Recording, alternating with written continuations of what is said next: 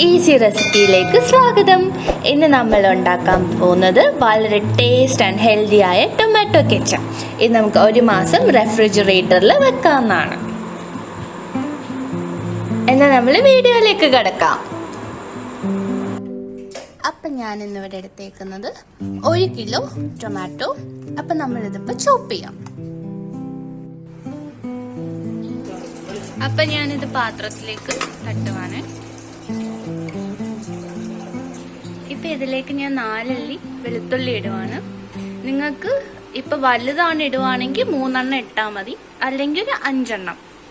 ഇപ്പം ഞാൻ കുറച്ച് സവാള, അര സവാളയാണ് കട്ട് ചെയ്ത്. കൂടുതൽ ഇടരുത്, കുറച്ച്, അല്ലെങ്കിൽ ടേസ്റ്റ് കൂടുതൽ ഇടുവാണെങ്കിൽ ടേസ്റ്റ് മാറിപ്പോവാം.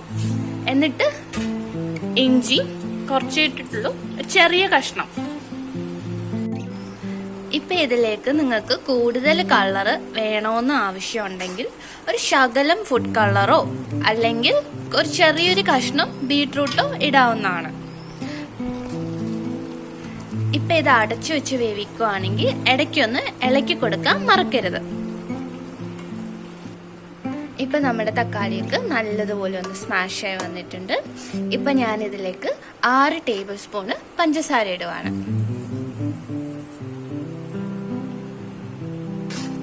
ഞാനിപ്പോൾ ഇതിലേക്ക് ഒരു 1/4 കപ്പ് വിനീഗർ ചേർക്കുവാണ്. വിനീഗർ ചേർത്താലേ നമ്മൾ പുറത്തുനിന്ന് മേടിക്കുന്ന ഒരു ടേസ്റ്റ് കിട്ടത്തുള്ളൂ.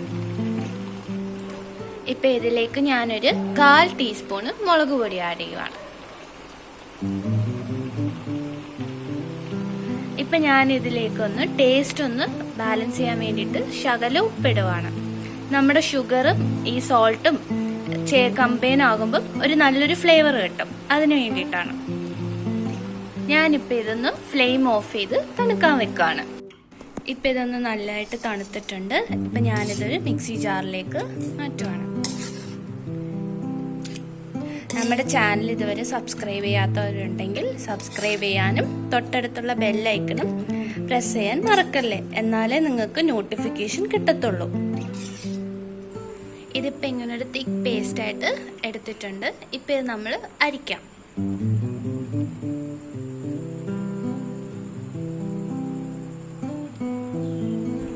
ഇതിപ്പോൾ ഏകദേശം ഒന്ന് അരിച്ചു കഴിഞ്ഞു.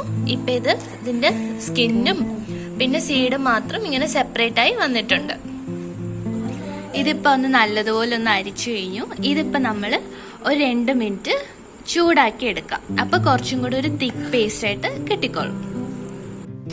ഇപ്പം ഞാനിതൊരു 2 മിനിറ്റ് അടുപ്പത്ത് വെച്ച് ചൂടാക്കി എടുക്കുകയാണ്. അപ്പം നമുക്ക് പുറത്തുനിന്ന് മേടിക്കുന്ന ആ ഒരു കൺസിസ്റ്റൻസിയിൽ കിട്ടിക്കോളും. നിങ്ങൾക്കിപ്പം സോൾട്ട് കുറഞ്ഞു പോയിട്ട് തോന്നിയിട്ടുണ്ടെങ്കിൽ ഈ സമയം ആഡ് ചെയ്യാം. അല്ലെങ്കിൽ സ്പൈസ് നിങ്ങൾക്ക് കുറച്ച് കുറഞ്ഞു പോയെന്ന് തോന്നുവാണെങ്കിൽ നിങ്ങൾ ഈ സമയം കുറച്ച് സ്പൈസും ആഡ് ചെയ്യാവുന്നതാണ്. ഞാനിപ്പോൾ ഇതിലേക്ക് കുറച്ച് ചില്ലി പൗഡർ ആഡ് ചെയ്തിട്ടുണ്ട്. എന്നുവെച്ചാൽ എനിക്ക് സ്പൈസ് കുറച്ച് വേണമെന്ന് തോന്നി. അപ്പം ഞാൻ അതിൻ്റെ എരിവ് കുറച്ച് ബാലൻസ് ചെയ്യാൻ വേണ്ടിയിട്ട് ഞാൻ കുറച്ച് മുളക് പൊടി ആഡ് ചെയ്തതാണ്.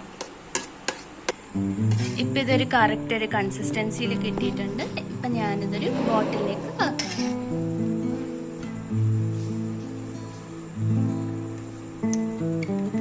നമ്മുടെ ടൊമാറ്റോ കെച്ചപ്പ് റെഡി. എല്ലാവരും തീർച്ചയായിട്ടും ട്രൈ ചെയ്ത് നോക്കണം. എന്നിട്ട് നിങ്ങളുടെ കമൻസ് പറയാം.